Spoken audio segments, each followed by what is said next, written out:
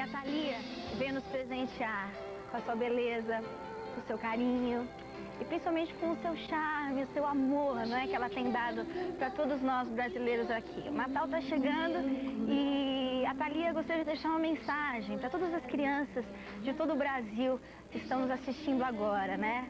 O Natal amanhã vai ser a véspera de Natal, sabe? Hoje é dia 23.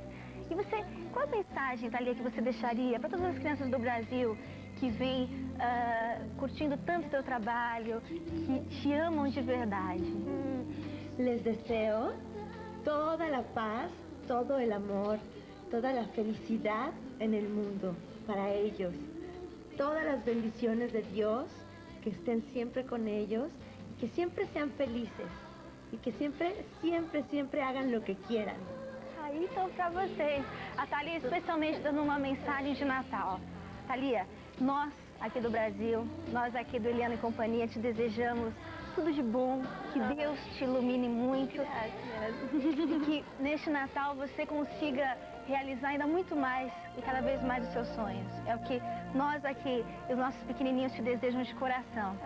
E eu gostaria de te dar um presente, posso? Pra você levar lá pro México? Posso? Então, melocotão, não deixa ela ir embora, peraí. Vem aqui, tá aqui, você não pode ir embora porque eu tenho que segurar você. Depois você me dá o panetone. E o que será?